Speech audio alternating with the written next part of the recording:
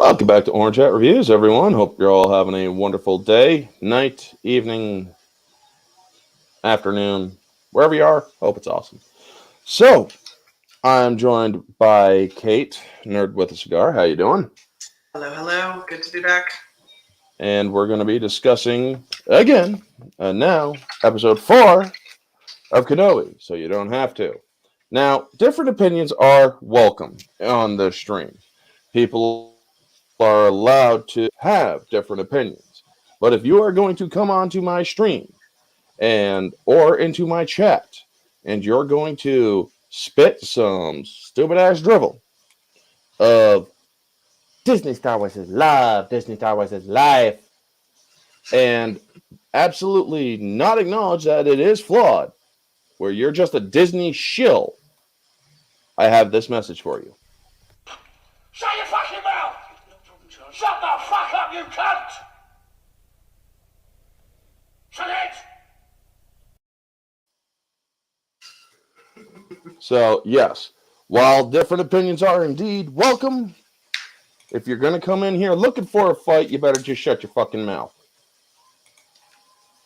Because I have no problem going Jack Nicholson Joker on your ass. No, I'm just kidding. I'm just kidding, folks. This is a cane for anybody who's fucking thinking, oh my god, he brought a real gun. This is a fucking cane. You can't even pull the hammer back. So, yeah. Shut your fucking mouth, you cunt. Anyway. Good to see Sparta Chris in the chat. And Jedi Padawan Trailer. It's good to see you, girl. You enjoyed Top Gun Maverick because see it while you can. There's a weird-ass lawsuit going on. So, Kenobi. So, how many drinks of water did you have to drink to get the taste out of your mouth there, Kate? Let me just say that this was the most painful episode to sit through thus far. And Yeah. I wasn't even allowed to have, before we've had moments of light or, scenes that were good. And I feel like this whole episode, we got, half a scene that was half okay, but I still didn't like it, and we can get to it later. I have it on my talking points, but there wasn't any, shining moment of, oh, it's going to be okay because the scene's good. It was just all bad, in my opinion. I mean, don't get me wrong. We had a good we had somebody that's a good actor join the cast. O'Shea Jackson Jr., Ice Cube's kid. He's a good actor. He plays Roken or Roku or whatever, some name in the show. But yes, let's, without further ado, get into it. This show starts off doing the whole recap of the other stuff, and then we see Kenobi getting dragged into a bacta tank, and it's intercut with Vader in his own bacta bath, and they seem to be feeling the same anguish. And it's like, why are you two so tied together in the Force? I mean, I know you were master and apprentice, so Force bonds are a thing. I am aware of that. But how are you both? It's confusing as to what that was really conveying. Were they feeling the same thing? Was Vader pissed off because he let Kenobi go? Was Kenobi in anguish? Well, because of what he was remembering. What was going on in that scene? And then he freaks out when he wakes up in the back. That he's like, where's Leia? Oh, right, you a grown adult leaving a child to fend for herself. Right. Well, she's in the Fortress Inquisitorius, being tormented by Reva. And Reva goes full. Now, folks, before I go any further, I do want to say this. There are stupid-ass action figures out there for Reva now. And Disney is saying that this is a character that you should look up to, that you should admire, and she's so admirable and inspiring. When we get to the point later in this show, you're going to be asking yourself, how the fuck are we going to admire somebody like that? Has nothing to do with Moses Ingram's skin color. Has everything to do with her character as being very badly written if the intention is to make her admirable. So, what did you think of the back-to-back battle between Kenobi and Anakin, or Vader, rather? I feel like they need to stick with either Kenobi is strong in the Force or he's cut himself off from the Force. You can't have it both ways. So he's for us to have him these first 3 episodes be completely kind of shut off from the Force and then struggle to use the Force and then even struggle to just hold his own in a fight against Vader, and then have this opening sequence where he's like connected to Anakin / Vader in the Force. It didn't make any sense to me. You could have had it editing back and forth just for the juxtaposition without having that. It just kind of seemed weird to me, and confusing. It was unnecessary. And Reva, yes, they put her in all 4 Hasbro Star Wars toy lines. Wow. I know of the black. But you can't find a Cara Dune one anywhere. Yeah, I know. Not for like $5, or not unless it's like $500. And we got Aaron in the bag. How you doing? Hi. You're a little late, but we'll forgive you. Sorry about that. It's okay. So, yeah, what we're just covering it. What did you think about the beginning with the back-to-back and whatnot? I didn't like it. It just seemed kind of pathetic to me, to be honest. Alrighty. So, yeah, then we get to let me just finish saving this stuff on Twitter, and now get out of Twitter. We get to they pull him out after Leia is tormented verbally by the Inquisitor Reva. Mm-hmm. We are introduced to O'Shea Jackson, Ice Cube Jr., basically, who's Roken, one of the people in The Path. And his sob story is he has a Force-sensitive wife when Kenobi's like, you have no idea what the Empire is capable of. My wife is Force-sensitive, you dumbass. So I know exactly what the Empire is capable of. Now, he doesn't want to help. He's like, I don't care what you're going, or I know what you're going through, General, but we got other things that we got to do. You don't know what the Empire is capable of. We have my wife, or I knew exactly what my wife was, and we tried to hide it, and the Inquisitors found her anyway. So yeah, I'm going to help you. Didn't you just say you didn't care to help him? Bad writing. Bad writing indeed.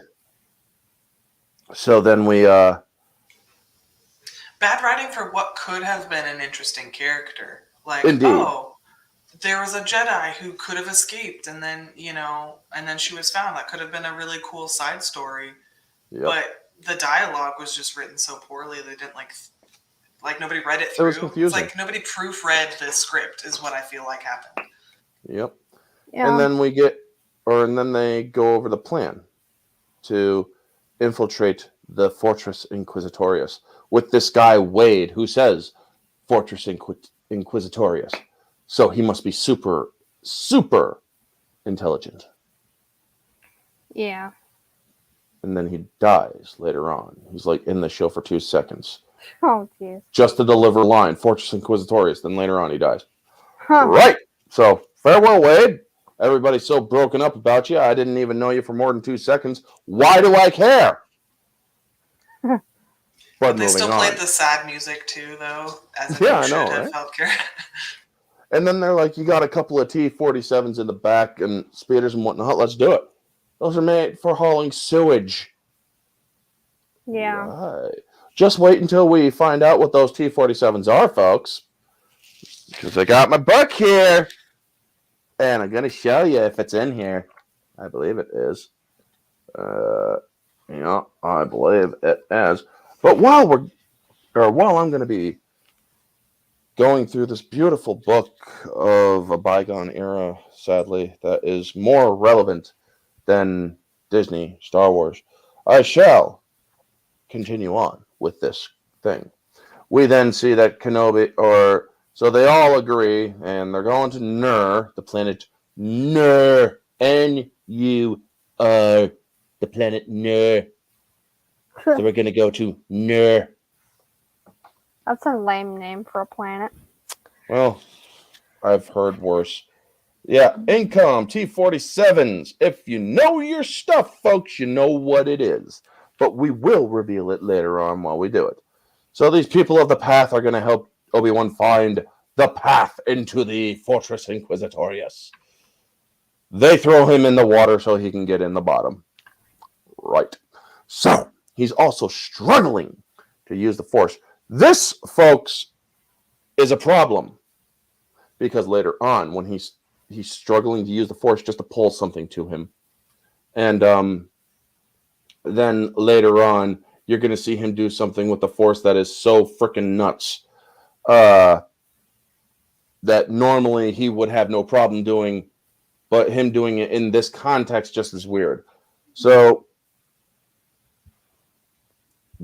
but as I said, the fact that he's even struggling to use the Force is, yeah, it's lore breaking. First off, he should have always kept himself open to the Force so he could learn from Qui-Gon Jinn. Secondly, no other Jedi has closed themselves off from the Force except for Jake Skywalker, who doesn't exist yet. Well, he's only a 10-year-old kid in this, but we haven't even seen him yet fully. The only other Jedi who has been known to do this doesn't exist in this canon because she was part of Legends and her name was Mitra Surik. She was known as the Exile in KOTOR 2. But yes, Leia's being interrogated by Reva. I will say this. The girl who plays Leia, she didn't look like she was acting. She looked like she was genuinely fucking terrified of Moses Ingram, slamming the stuff down, trying to break her spirit and whatnot. But she then does hold her own where she straightens up and says, I don't know anything about a path. And what did you guys think of Moses interrogating Leia through this? Before the big reveal of what she plans to do with her afterward. But in these little small bits before that, what did you guys think of those two? I was afraid the whole time that Reva was going to figure out she was Force sensitive, or I was expecting maybe a scene where Leia, because she was so emotionally afraid, I thought she was going to like do something in the Force based off of that emotion, which can happen with younglings and people who are Force sensitive but not Force trained. So I was expecting exception, Leia, right? But I was expecting something like that a little bit, and so I'm glad that didn't happen because I don't know. Like I'm trying to put together how the Empire can spend this much time with Leia and it not be an issue between the time that this is and A New Hope. So I don't know. Mm-hmm. And Aaron, what did you think of it? Lovely Sherry, hello, how you doing? It was a bit. I think her rage was a bit excessive, to be honest. Yeah. I was kind of afraid, like what Kite said. I was afraid that she was going to discover that Leia was Force sensitive, and that they were going to break the lore right then and there. Like she was going to tell Leia that she was Force sensitive, that she knew about it, and that she was going to tell, like what she knew about Vader and stuff like that. I was kind of afraid she was going to break the lore right then and there. It's like, please don't tell her she's Force sensitive. She's only a child. She wouldn't understand. Well, the thing is, and it would Reva should have realized that the second she tried probing her mind. Yeah. But I do love what Leia said. Is this supposed to be a staring contest? When she's trying to get into her... That was good. That was good. That was the one good thing about this entire episode. Well, also later on when Vader steps in for 1 second to do something, Oh, but my he God. should have went further. All I'm saying. But anyway, That's the scene I was telling you about. We need to talk about. yeah, Yes. we will get to it, folks. Yay. We're going in Yeah. order and in depth. So, Tala arrives in the fortress, the woman who helped Obi-Wan get to Jabim, and after a small scene of her throwing her weight around with a head of security, her clearance is questioned and whatnot. We then, or the GI Grand Inquisitor is mentioned. Should I inform the Grand Inquisitor of your insolence? And he just gets real freaking nervous. Yeah, he gets really. Yeah. Let me ask y'all. Say you're in the Empire. You work at Fortress Inquisitorius, where the Inquisitors live and conduct their business. Mm-hmm. Grand Inquisitor is killed off planet.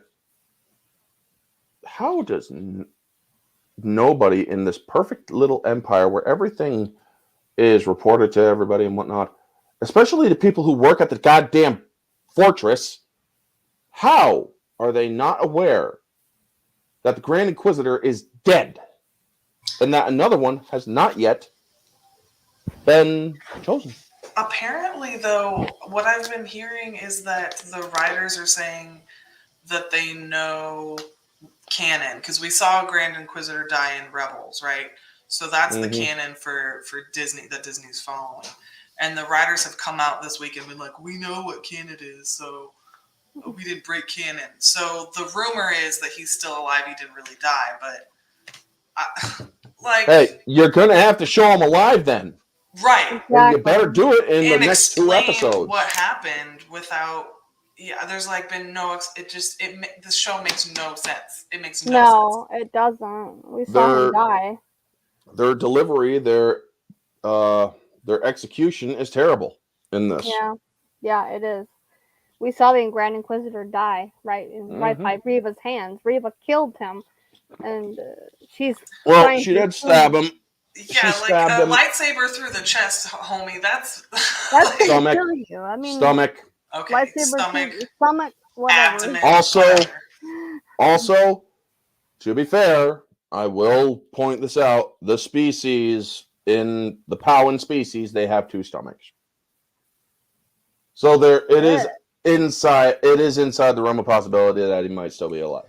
But again, that doesn't make sense because Reva killing him was part of her like ambition and putting him aside.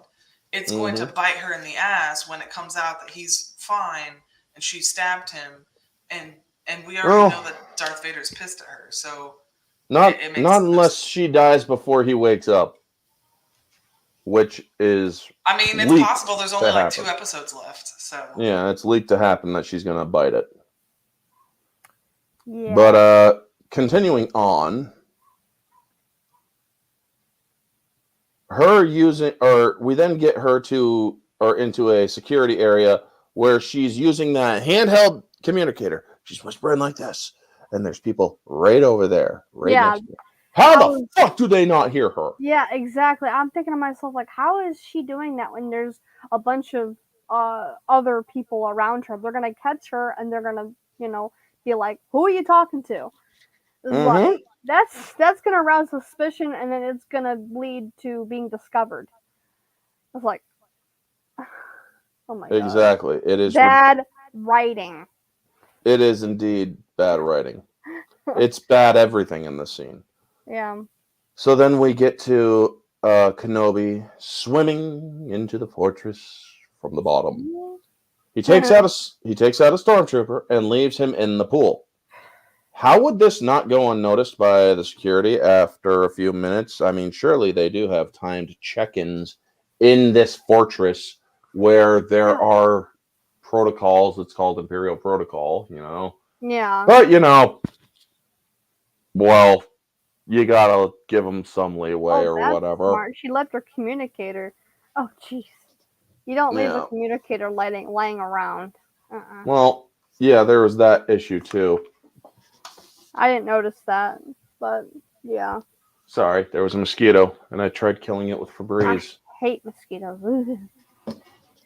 I don't know how they keep on getting in. I've basically closed off all freaking areas to where they could get in, but I might have another area that I need to tape down or something. Who knows? Anyway, Okay. so yeah, Reva can't get in Leia's head. That is consistent. That's good. She is, or the mind probe couldn't get into her head when she was older on the Death Star. Even when Luke in later canon or in EU canon tried getting into her head with the Force, he was forced out. So yes, that is at least That's consistent. That's good. Yeah. And then we see Lola try to come to her aid and charge Reva like, "You're hurting my little princess." And it's like, "Bitch, please. Hand up." And it's like, "Yep." And then she's like, "I used to have a droid too." Yeah. And it's like, she's going to kill this droid. But she doesn't end up killing the droid. She thinks of a use for it later. Now, folks, just so you know, how this whole episode is played out, you'd think that Reva is just as blind as everybody else because of how it all goes through. Well, we will soon find out that that is not always the case. So, let's get to the next spot here. Let me just, we are introduced to seeker droids and Tala killing everyone in the security station. Or does she just kill that one guy that got suspicious of her? Because you see her beating him up. And then you also do see that there are other people still in there. How did they not hear the commotion? It's like she is beating this guy up in that room. Yeah, that was kind of lame. Folks, this entire scene was just bad. What did you guys think of that? Where he's dodging the seeker droid, and then we see him go boing, like he did in A&H. Nice call forward to A&H, where he distracts the guards. And also the timing of these stormtroopers, folks. The timing of these stormtroopers, where they're literally walking on screen, and yet Kenobi's still in plain view. How did they not see him? They would have seen him. Oh, I'm telling you right now, they would have seen him. And he's still struggling to use the Force to do a simple, yeah. And it's like, I want to slap Ewan McGregor so hard. Same. For this poor acting skill. And he's like proud of this too. Like he wants a season 2. He shouldn't be. Right, he shouldn't be. And it makes me kind of scared because we got 2 episodes left, and Ewan McGregor's hinted at he'll do a season 2. So it's like, oh no, are they gonna like leave it open ended? Because there's not that much story left to tell. No, there really isn't. They also got to get Leia back to Alderaan. That's the end game, right? So you got to get Leia to Alderaan. You also got to get Obi-Wan back to Tatooine. You also got to get Vader to have the rematch of the century.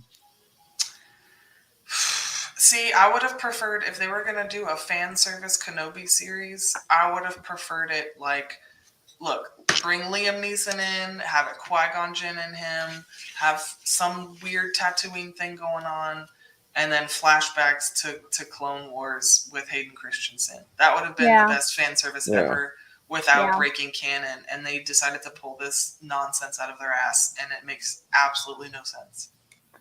Mm-hmm. Yeah, they do. They do have Leia and Obi-Wan's relationship growing way too much. It kind of scares me because she doesn't even know who Obi-Wan is. Yeah. He isn't supposed to know who Obi-Wan is, and it's like... And she calls him Ben. in the other episodes. Yeah, she never did call him Ben. Small segue. I'm seeing people on Twitter. Well, now her naming her son Ben makes a whole lot of sense. No, it doesn't. No, that doesn't make any sense. She's 10, folks. She ain't going to be having that kid until, I don't know, 20, 30 years later. Yeah. 20 years later, maybe. I don't know. All I know is that you guys have some serious shit wrong with this all. Where she wouldn't name him Ben. She would name him, or if she was going to name her son after this Jedi who helped her, she would name him Obi-Wan. Yeah. That's just kind of how it is. But now we get to the truly lowest of the low here. Reva is not going to take Leia's shit anymore. So she decides, okay, I'm going to make those tears real. And she's going to torture a fucking 10-year-old. And not only that, a daughter of an Imperial senator. If the Fortress Inquisitorius had Leia in custody in their fortress, Vader would have known about this. Yep. He would never have condoned it. The Emperor would have known about this. He'd be like, and he would have Jimmy Smith's Senator Organa, he'd be like, or he would have him under observation. The second his daughter has been known to be or accused of Jedi sympathy, Bail would be accused of Jedi sympathy. Yep. Yeah, there's so many plot holes. There is none of this Bail would be under suspicion too soon. Yeah. Folks.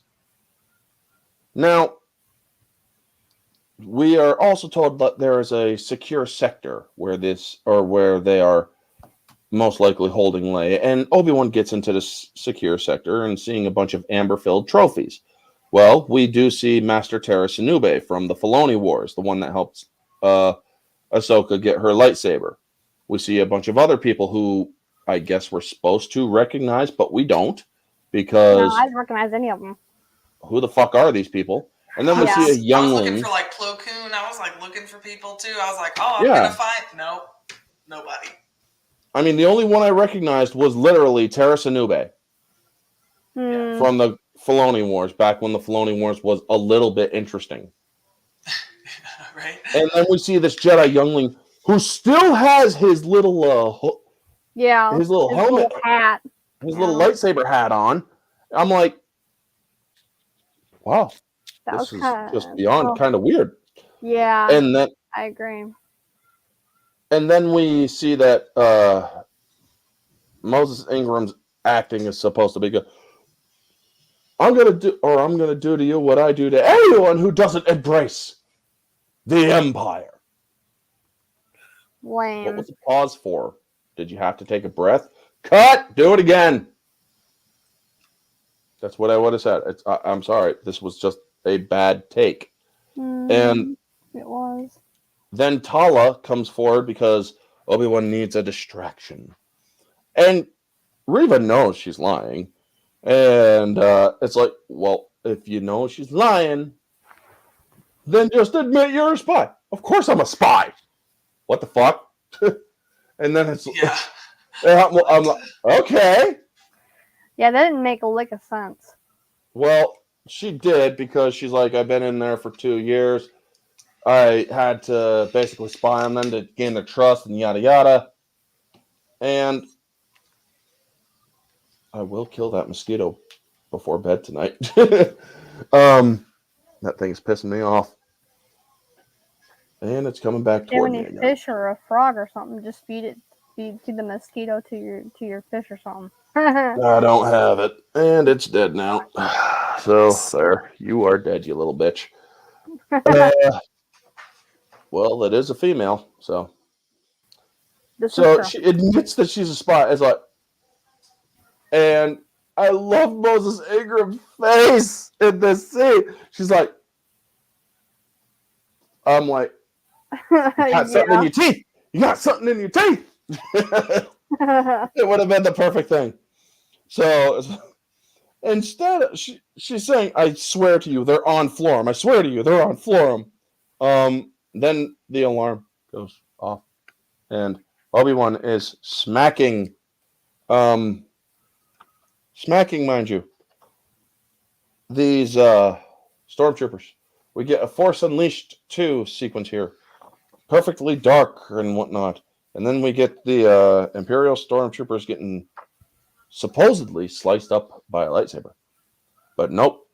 Kenobi has to smack this guy gently 4 times before he drops with a lightsaber. I'm like, it should only be just one. Did lightsabers become less lethal after Order 66? Yeah. Folks, there's just so much wrong. There's so much wrong with this.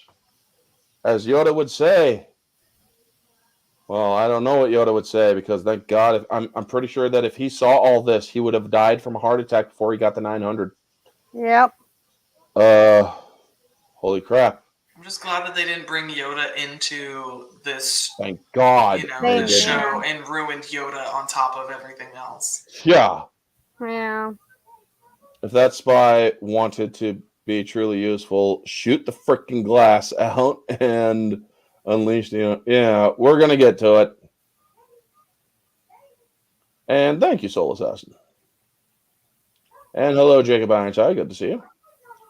So, yeah, folks, then we get to him rescuing Leia, and he's pulling out his lightsaber, and he's actually starting to deflect bolts, and he goes into his battle-ready stance that we all remember him. Yeah.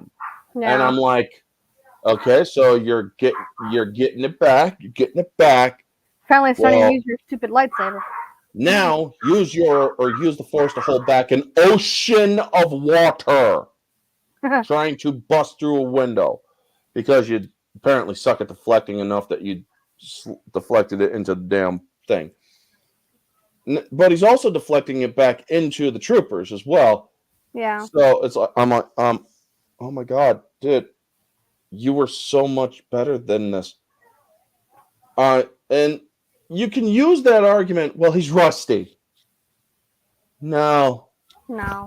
When you are using your lightsaber as a Jedi, even if you put it away for 10 years, it all comes back like that. When I am doing something I haven't done in 10 to 20 years, I can still do it. It's still second nature. Obi-Wan has been living his life before those 10 years as a Jedi, as a person who has used his lightsaber in many battles. Yeah. This stuff is second nature. It is ingrained into his very being, and yet he just looks so the choreography is just horrible.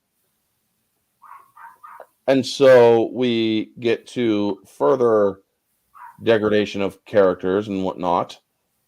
Kenobi holding back the window from the crushing pressure of the ocean, and when he was struggling with the Force not hours earlier, it makes no sense. And closing a door with an ocean of water coming after you, you would have at least had some of a wet floor. Some of the water would have gotten through a little bit. Yeah. Ugh. So now, what's their brilliant plan of escape? Put this on, you're going to be a fat man walking with a child, hide it under your long coat. How does nobody question this man's look? An Imperial officer, first off, with a beard. Notice all of them are clean shaven, right? Yeah. And they don't have long hair like he does. Like, he's raggedy looking. He looks like he's been a bum in a hole in the desert. And yet nobody can see that he's also hiding something under his long jacket. Oh. So nobody questions this, even though it's obvious. You have fucking stormtroopers walking by, literally giving them glances. I'm sorry.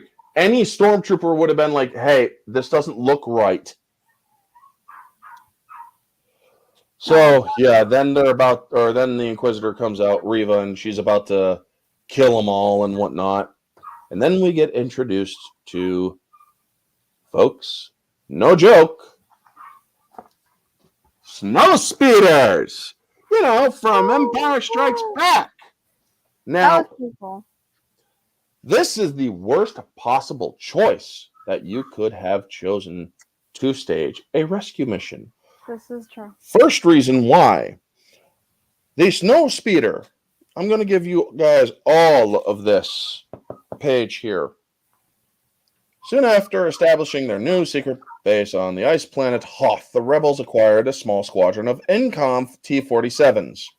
Those were mentioned earlier in the film, or in the episode. Air speeders to serve as defensive units. These air speeders had been equipped with power converters and military-grade laser cannons. Okay. They had been equipped, meaning after they got to the Hoth base.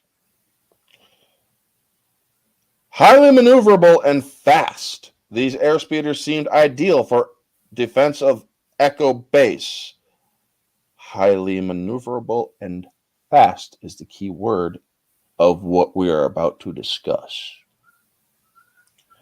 The intense cold of Hoth initially proved too severe for the T-47s until rebel technicians modified them to suit their new environment. Now, folks, if you look at this right here, how many pilots do you see? One. How many? Oh, sorry, pilots two. My bad. do you Two. see? Two. Yeah. My bad. Now, Yeah. the one who is not facing the front of the thing here, he's the gunner. Mm-hmm. How were these speeders shooting at Reva? They were shooting from the front. How were they shooting when they had one pilot each in those speeders, and the gunner is in the back? Yeah. Not only that, these speeders go so quick into the into that hangar, and they look like they had to cut right where they cut, because obviously if they showed them fly forward any longer, they would have crashed into the damn walls. Yeah. How do these speeders have hovering capability? I do not think they have hovering capability. No, Now, I don't think they do either. From civilian to military use, to convert the T-47 air speeder into a military craft, laser cannon assemblies were bolted to the wings, external power converters and laser generator system tapped by extra energy of the T-47's powerful generators, and added armor plate strengthened the craft's hull. The result is a short-range attack craft of exceptionally high maneuverability. The Rebel snow speeder's civilian origins and small size explain its lack of defensive shields. In battle, the craft relies on speed and agility to evade laser blasts. So yes, it even says in this book here, the gunner is the guy in the back. Yep. So not only do they not have a gunner, and it's only suited for 2 people, you have 3 people climb into the back seat of a speeder, of a T-47 INCOM air speeder. Yeah, it's not possible. And Wade comes back, the guy that knows the name of Fortress Inquisitorius, who nobody gives a shit about, and she hurls a thing to crash his speeder. Now, at least they did get the fact that it has no shields or collision shields or anything like that, and it relies on maneuverability and whatnot. At least they did get that right. So, but it's like, wait. Does anybody? I'm sorry. Pause. Does anybody here care? Wade just died. Wade died here. You see, nobody cares. Folks, who's Wade? Hashtag who's Wade? No one even knows. Don't know. Don't care. There's probably not even a Wikipedia article. Like, you know what I mean? Oh, they'll like, make one. They're going to make Wade the hero of the rebellion because he saved Kenobi and Leia from the Inquisitors when she was 10 years old. Now, R.I.P. Wade, it was nice knowing you. Yeah, it's like, who the fuck cares about this guy? They're giving him all sorts of sadness. We lost Wade. Nobody of the audience is going to care. Mm-hmm. Well, then you hear Vader's breathing, and he comes out. You were warned what would happen if you failed again. He's choking Reva out like yeah, I love that part. And it's like, yes, it was almost kill her, kill her, kill her, Kill her, kill her. kill And her, it's like, kill her. and she's like, I let them go. Nah, he wouldn't have even been waited for her to respond. He would have been. Remember when Captain Nita was like, "Let me go and tell apology Vader accepted, Captain Nita." Exactly. That's what I'm saying. Dead. He wouldn't have even waited for her to make a response. No. He would have been like, "Oh, you failed." Neck. Yeah. Yep. That scene there, that's not Vader. That is not Vader. Vader would have killed her right on the spot. Yep. Boom. Dead. I was pissed. I'm like, why didn't you kill her? I was so excited for half a second. I was like, oh, Me too. here we go. And then it was like, no. Kill her. Like, And then, yeah. Damn it. So then we are reminded that, or we're told that I have a tracker on their ship. It'll fall, or it's like, do you have a tracker on him? Where he goes, it will follow. And he's like, I have underestimated you. Sir, she nearly destroyed the base because of her incompetence. Shut up. She's a woman. She gets a pass. And it's like, okay. That should have been only used to get free drinks at a bar, not to get out of being murdered by Darth Vader. Let me just say that. I'm sorry. Exactly. Because what did Vader do to the last woman that freaking got in his face? Stabbed her and said, get this trash out of my quarters. Yeah, and he killed his own wife. Like, we're all sort of. Like, he choked her out. If he's willing to choke out his own wife, like, he's not gonna hold back from killing this woman. Folks, people who fail Vader do not live to fail him again. Admiral Ozzel? They don't. Nita? Yeah, I was like, just ask Captain Nita. It's like Admiral Ozzel. He died. Admiral Ozzel, yeah. He choked him out from across space a little bit. During, like, a Zoom call. Yeah. He's like, you failed me for the last time, Admiral. Captain Pitt, take over. You're in command now, Admiral Pitt. Yeah, Admiral Pitt looks... Admiral Pitt was a smart one. He knew not to fuck with Vader. He wore his brown pants that day. Oh, yeah, he did. Yeah. There's a deleted scene in episode 6 where Moff Gideon, the guy that visited Vader, he was choked. Yep, Vader choked his ass out, but then the Emperor's... He simply told Vader that he was not allowed. Yeah, he's like, you're not allowed. Get the fuck out of my way. And he literally chokes the guy. He's like, Emperor's fine. He's like, you fucked up big time, pal. You better get the hell out of the way or Vader's gonna kill you. Yeah. Oh, man. Folks, like I said, they don't fail you. The only reason, if it's a Moff, you get to fail twice. If it's anybody or if it's an Admiral, you get to fail twice. If it's an Inquisitor, well, apparently you get to fail many times. Yeah. You get to fail not once, not twice, not 3 times, because he's going to fail 3 times. Oh my God. This is just horrible. Yeah, he does. He does not have low... Vader kills people if they fail him more than once. Yeah. Even in the video game Fallen Order, he killed, was it the second sister? Yeah, Britta or Terra or Trilla. Tilla. Yeah, he killed her immediately. You play as...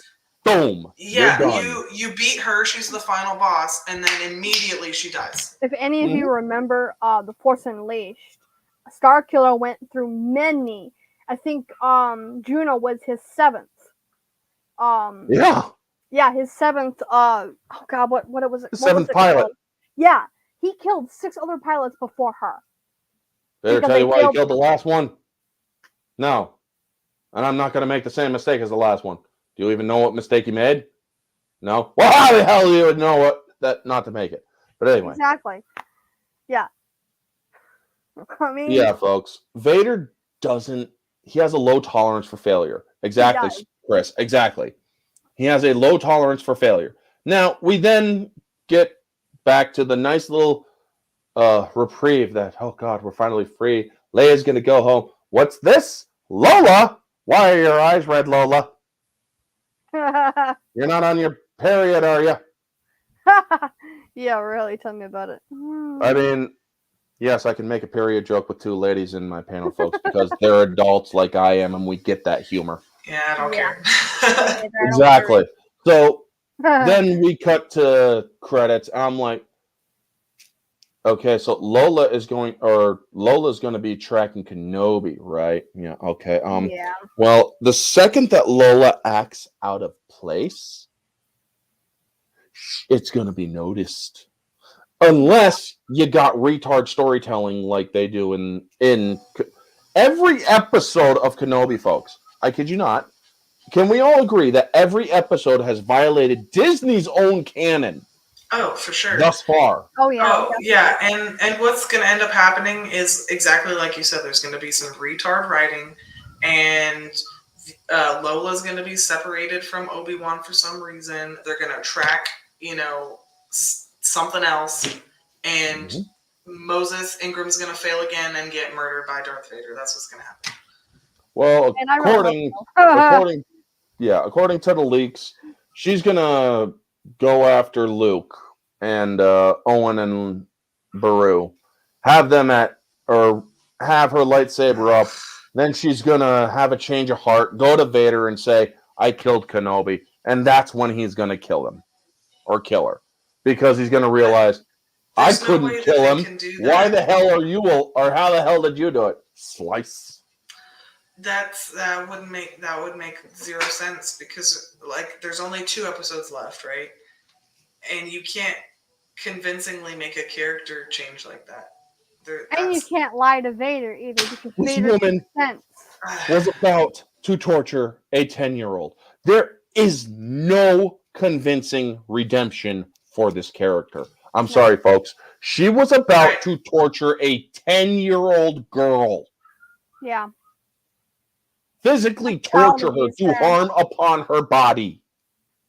You're telling me she's going to have a change of heart at the last moment? In 2 episodes? In 2 episodes?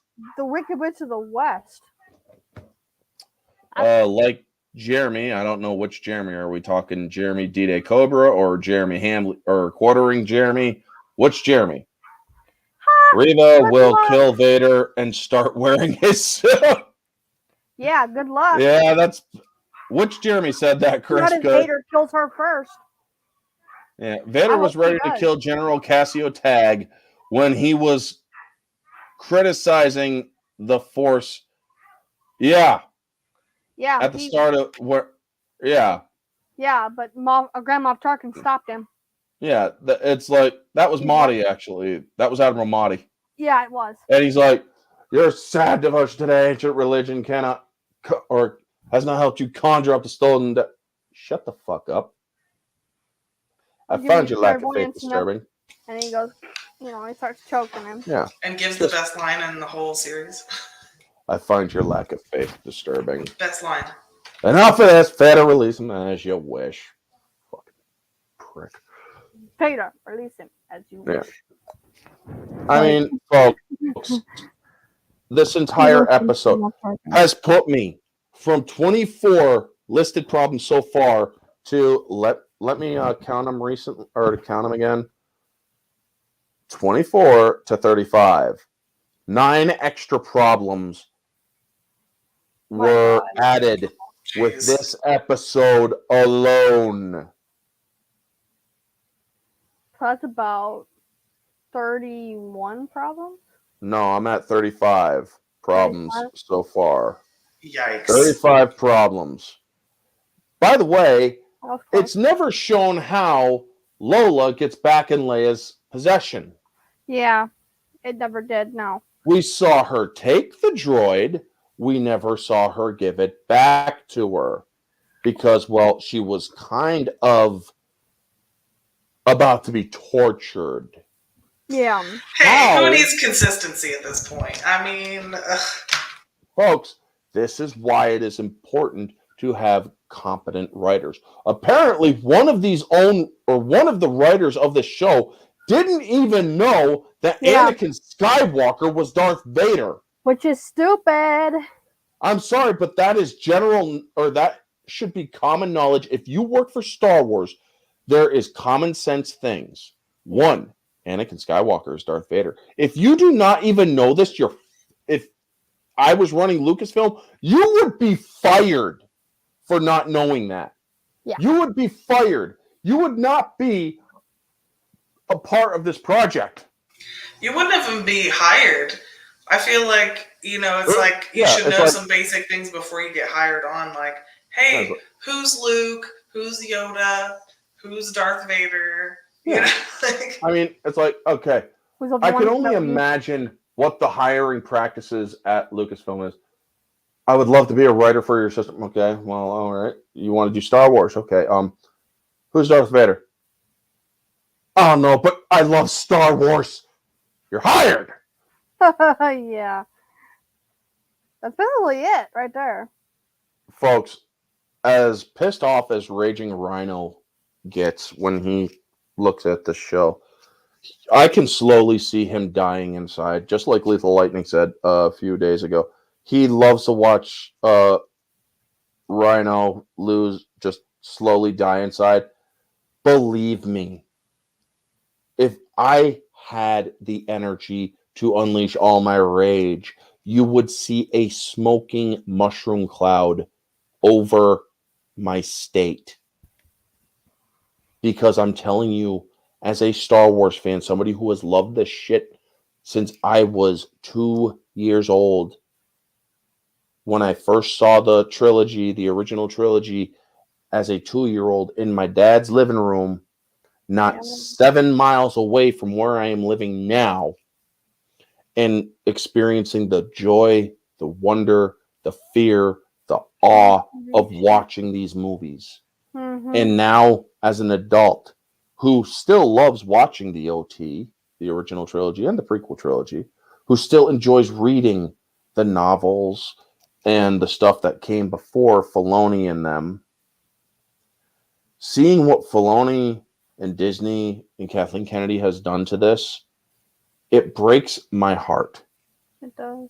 It hurts almost physically to see this bullshit be called Star Wars. And no offense, I'm going to say it, folks. You can like this stuff all you want. You can enjoy it. I'm not saying you can't.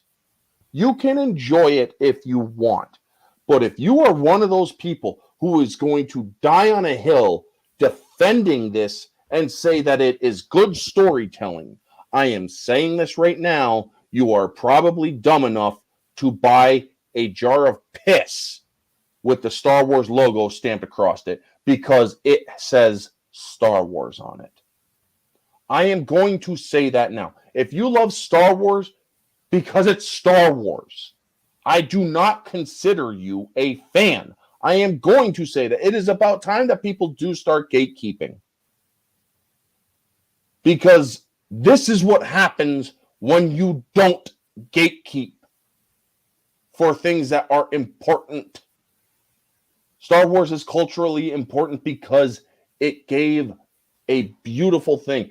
One of the intros to the special edition in 1977, George Lucas filmed, wrote, and directed the Star Wars trilogy and changed the way we looked at movies. Yes. If it wasn't for George Lucas and his original trilogy and the lore that was built from it, they wouldn't have this piece of shit Kenobi series, this Jake Kenobi series. They wouldn't have their precious Disney trilogy. They wouldn't have their solo film where, because of Kathleen Kennedy's meddling, was the very first Star Wars property to ever lose money in the box office. They wouldn't have their Rogue One, which was actually, from an entertainment standpoint, more along the formula of an actual Star Wars film. It felt like Star Wars a little bit. Yes, I can actually admit I enjoy watching that one more than I enjoy watching any of the other ones. However, I do not consider it Star Wars. It may have the same formula as Star Wars. It may have the same feel as Star Wars. But it isn't Star Wars. Just because Vader had 2 minutes of slice-up rebel time doesn't make it Star Wars. Yeah. And neither does this show. Neither does this episode of Kenobi. So it sounds like you like this episode. Tim, I'm sorry. I do not like any episode that has come out of Kenobi so far. Now, yes, folks, Tim and I are friends. We get along great. Guess what? He likes the Disney trilogy. I agree to disagree with him, but I'm not going to kill a friendship with him just because he likes what I don't like when it comes to entertainment. We all have our preferences. He is allowed to like whatever he likes. It's not my right to take that away from him. I have my opinions, and I will stick by my opinions. So, yeah, Tim is allowed to like whatever he wants. That same goes for everyone else. If you like the Kenobi series, good on you. If you like Disney Star Wars, or what is considered an attempt at Star Wars, in my opinion, good on you. I question whether or not you actually care about Star Wars. However, that is my own subjective opinion. But what I am seeing coming from Disney right now hurts their own continuity. It is hurting their own canon. Yeah. Not just the lore that has come before, not just the original trilogy stuff, but it's also hurting their own canon, their own consistency. It is damaging them and their stuff as well. That is why I look at these episodes. I have to watch them twice and pray to God I do not have a freaking heart attack, an aortic infarction. Or go blind, from watching. I know, that too. Yeah. It's like, I'm not going to make that joke. Believe me, I could have made a very dirty joke, but I'm not going to make that joke. Folks, I do this so you don't have to. I watch it so you don't have to. If you don't like Disney Star Wars, but you do want to know what they're doing. The Kenobi series thus far is a hot mess, I admit. Book of Boba Fett was not good. Book of Boba Fett is a whole nother animal that I could get into. The only thing that I like that's a whole other stream. The Book of Boba Fett. I will say this: the only thing I liked about the Book of Boba Fett was the King Kong scene. The King Kong scenes of that Rancor wreaking havoc across Mos Espa. That actually looked good. The CGI looked pretty good in that. It was awesome. But everything other than that Rancor wreaking havoc was terrible. Yeah. Stupid mosquito again. Did I get it? I missed it. Damn. I got one in my room too, so.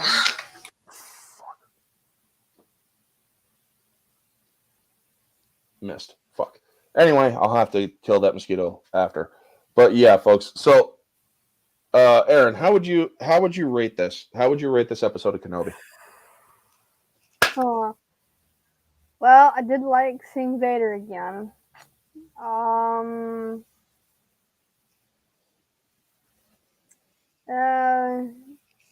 And of course, the small duo was okay with Kenobi. That was all right. I'd probably give it I'd say probably a 2. All right. Kate, out of 10. Subjectively speaking, like 0. I like there wasn't any part of it that I enjoyed. But objectively speaking, if we're just talking about like if I just take my brain out of my head, Looking at it from an unbiased lens. Yeah, and if I was just gonna watch it without any other context, like a 3, 4 maybe. All right, that's fair. Now, for me, folks, I do the 3 tiers. Objectively, this episode alone is about a 4. Objectively speaking, there was good visuals, bad visual effects, good cinematography, a little bit of consistency, a little bit, with Leia being immune to the Force probe or mind probe by Reva. However, the writing is confusing. The story or the characters are the side characters are uninteresting. They put great talent in this with O'Shea Jackson Jr., but the question is, does he belong in it? He had a good character written for him. However, his character was written in a confused manner. O'Shea Jackson Jr. did a great job in the Godzilla King of the Monsters and a few other things that I've seen him in. And his acting skill was decent in this as well.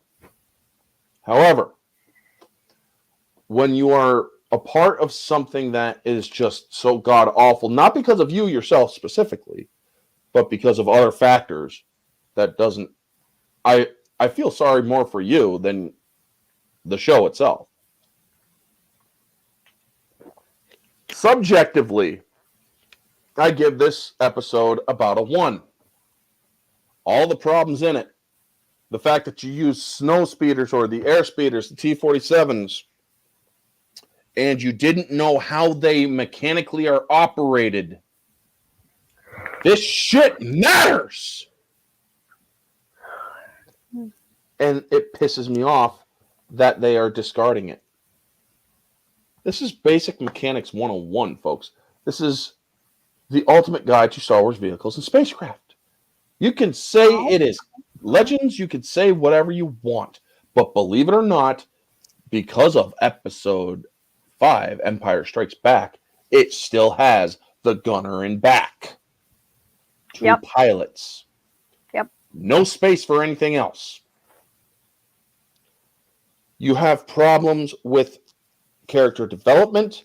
You have problems with logic in this episode. Star Wars logic in this episode. It is a hot mess. Now, showgoer, where I I'm not deconstructing, but I am simply watching it and seeing if it's entertaining. I put this at about a 5. I was bored. I was like, oh my God, you seriously went there. Wait, what? It was boring. Yeah, it was a boring episode. The reason why I give it a 5 and not a 0 out of showgoer is because there are still people who do enjoy this stuff. It had a little bit of entertainment quality. So when I do my showgoer or moviegoer, it is based on the entertainment of not just me, but by other people, and I will take their consideration as well. So yes, folks, that is going to conclude. Hearing another mosquito behind me. That is going to conclude this review of episode 4 of Kenobi. We'll be doing another one next week, Wednesday at 8 again for episode 5. Stay tuned for either this week or next week, folks. The Orange Clown Wig is coming, and it's going to be a 6-hour stream. Tomorrow night, I have the live review for Jurassic Park or Jurassic World Dominion. I will be going live as soon as I come back from the theaters. I will be discussing non-spoilers first and then spoilers, so as to not piss off anybody and to not spoil anything for those who wish to see spoiler or to see the movie without spoilers. So anyway, folks, thank you so much to Aaron and Kate for coming in. Thank you all for also putting on the flak jacket and taking the bullets as well with me. Join us again for next week, folks. Also, OG Star Wars, if you catch this, hopefully this helps you absorb it without taking too much to the heart with how bad this is. Anyway, folks, thank you to Soul Assassin, Sparta Chris from 540 Echo, Tim Talks, and Tim's Talk from Tim Possible, Sentinel, Jacob Ironside, Greg Z. Who else? Who else did we have in here? Price is Right Review. Thank you so much for coming in. I see myself in here as well. And Jedi Padawan Trailer, thank you for coming in. Folks, thank you all for tuning in tonight. And pray for us, because we are definitely going to need more prayer and more strength to watch the rest of the shit show of this show. Anyway, thank you so much for tuning in, folks. And to all of you people who come onto my channel and give me all that hate, you're still giving me views. So, yeah, thanks for the support there, too. So, anyway, folks, have a wonderful night. God bless. And always remember to stay humble.